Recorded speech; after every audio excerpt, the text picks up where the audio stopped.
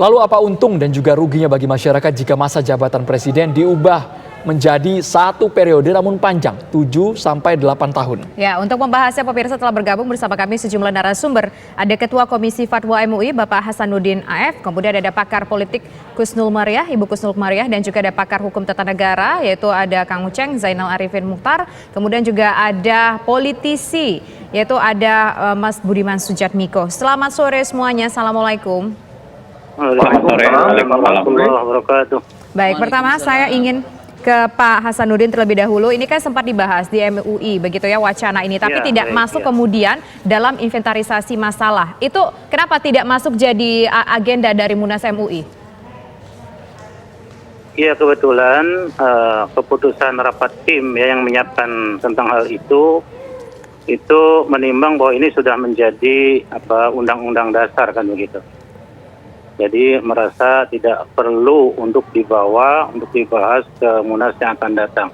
Memang awalnya itu di rapat perdana tim, saya yang mengusulkan sebenarnya isu itu, yaitu termasuk dalam bidang sosial budaya. Salah satunya saya usulkan itu. Apa madorotnya? Nah, waktu itu saya katakan, pertama ketika masa jabatan presiden 5 tahun lalu boleh dipilih kembali, ketika calon petahana itu menjabat terpilih kembali menjadi presiden, baru 1 tahun sudah memikirkan untuk 5 tahun yang akan datang lagi supaya terpilih kembali. Dia kemungkinan tidak fokus dalam tugasnya, salah satunya itu.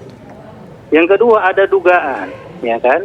Ada dugaan bahwa ketika calon petahana terpilih kembali, ya kan, atau mencalonkan kembali untuk dipilih, itu ada dugaan penyalahgunaan wewenang jabatan dan sebagainya. Seperti misalnya dalam kampanye mencuri start dan sebagainya. Ada juga mungkin kampanye terselubung, meresmikan proyek ini, proyek itu, padahal di situ diselipkan kampanye secara terselubung. Antara lain itu madorotnya kan begitu. Berarti itu Pak Hasanuddin, ya kan, salah satu kenapa diusulkan seperti itu. Artinya waktu itu adalah menjadi usulan, hanya sebatas usulan untuk dibahas selanjutnya. Ternyata tadi malam itu tim kan melanjutkan diskusi tentang hal ini, ternyata itu tidak termasuk yang perlu didiskusikan, dibawa ke Munas yang akan datang. Itu putusannya tadi malam tim memutuskan seperti itu. Oke, tapi kalau Pak Hasanuddin sendiri melihat kalau dari MUI ini kan keluar dilontarkan langsung oleh Pak Hasanuddin, apakah pertimbangan mudarat saja? Apakah tidak berpikir bahwa ini nanti prosedurnya akan begitu panjang dan juga kompleks, beberapa pihak yang dilibatkan, atau bagaimana Pak Hasanuddin? Betul, memang seperti itu, cuma selintas seperti itu saja, ya kan, belum mempertimbangkan secara mendalam apa mudarat masalahnya. Cuma sebagian di antara mudaratnya itu seperti itu, ya kan. Nah, itu disetujui sebagai inventaris, salah satu inventaris yang mau dibahas di Munas tadi. Ternyata di tim selanjutnya ketika rapat tadi malam, kebetulan saya juga nggak ikut karena berhalangan, saya tanyakan itu diputuskan tidak termasuk yang mau diusulkan untuk dibahas di Munas nanti. Gitu. Oke, nah sekarang saya ingin ke Bang Uceng terlebih dahulu. Kalau menurut pandangan Anda sebagai seorang pakar hukum tata negara, bagaimana jika usulan ini kemudian nantinya dibahas? Iya, yang pertama kalau soal usulan ini saya setuju dengan catatan bahwa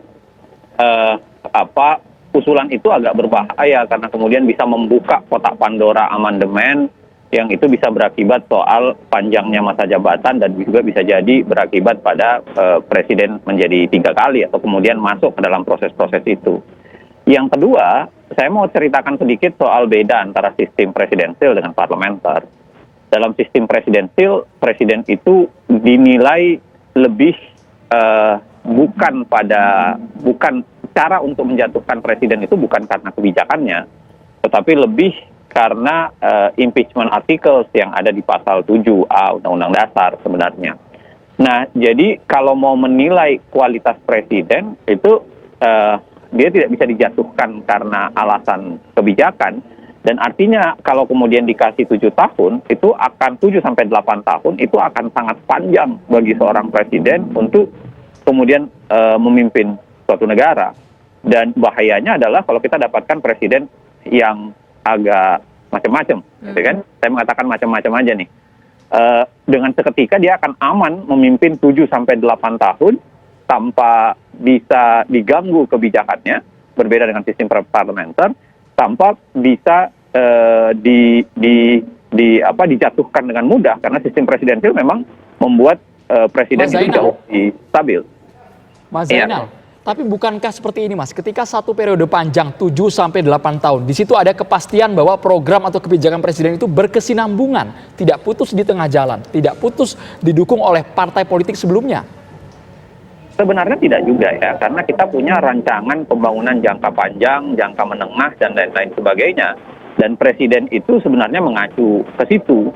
Presiden mengacu juga ke Undang-Undang Dasar Pembukaan yang mengatakan bahwa negara melindungi segenap bangsa Indonesia, seluruh tumpah darah Indonesia, dan lain-lain sebagainya gitu.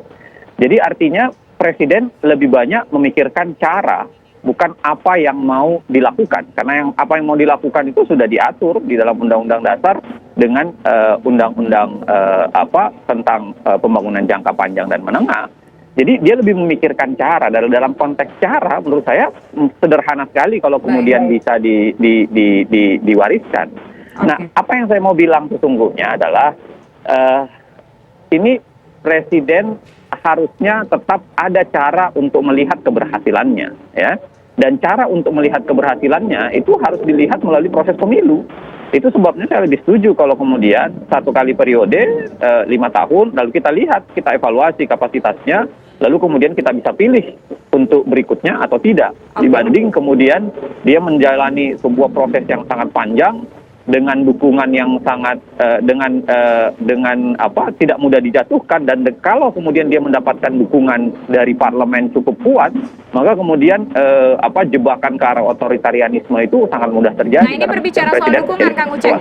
Kalau berbicara soal dukungan, misalnya presiden menjabat sebanyak 2 periode, kemudian di periode selanjutnya, periode kedua, itu kan nanti berbicara soal dukungan, ini kan adalah dari para parpol. Nah, apakah tidak ada kekhawatiran justru kalau cuma 5 tahun, 2 periode, parpol-parpol ini sibuk untuk memberikan atau mencari kandidat presiden yang baru, sudah tidak lagi fokus untuk memberikan dukungan kepada presiden? Jebakan kita sebenarnya adalah karena ada presidensial threshold. Itu yang memaksa presiden harus untuk membentuk pemerintahan harus memeluk partai besar-besar. Padahal saya termasuk yang mengatakan untuk membentuk pemerintahan dalam sistem presidensil tidak dibutuhkan yang namanya koalisi. Koalisi dibutuhkan untuk menjalankan pemerintahan, itu 2 hal yang berbeda. Kenapa untuk membentuk pemerintahan tidak dibutuhkan? Ya karena presiden dipilih langsung oleh rakyat. Nah itu sebabnya harusnya presiden bisa lebih pede dalam membentuk pemerintahannya. Ya. Jadi tidak harus menikahi partai, tidak harus memeluk partai, toh dia dipilih dengan pemilihan suara terbanyak, ya. Dan yang menjebak itu kan sebenarnya adalah presidensial threshold, dan itu yang sekarang kita dorong untuk dihapuskan, karena presidensial threshold ini merusak sistem presidensial. Kalau Anda baca misalnya putusan MK itu mendukung sistem presidensial threshold, tapi sebenarnya isi putusan yang terbaik itu ada di dissenting opinion yang ditulis oleh Pak Saldi dengan Soehartoyo misalnya. Saya lebih suka cara pandang di situ yang mengatakan bahwa presidensial threshold itu adalah jebakan sebenarnya yang kemudian merusak. Nah, poin yang saya mau bilang sebenarnya adalah presidensial threshold itulah yang menekan presiden sehingga memaksa presiden terlalu cepat untuk membangun koalisi, memeluk partai. Padahal untuk membentuk pemerintahan presiden tidak dibutuhkan. Walaupun untuk menjalankan pemerintahan dalam beberapa hal butuh koalisi untuk mendukung langkahnya. Kita juga perlu mendengarkan dari kacamata Mas Budiman dan juga Ibu Husnul ketika amandemen konstitusi yang sudah mengatur maksimal 10 tahun untuk 2 periode sekarang diutak-utik. Seperti apa Mas Budiman dan juga Ibu Husnul? Sesaat lagi hanya di Kabar Petang pemirsa.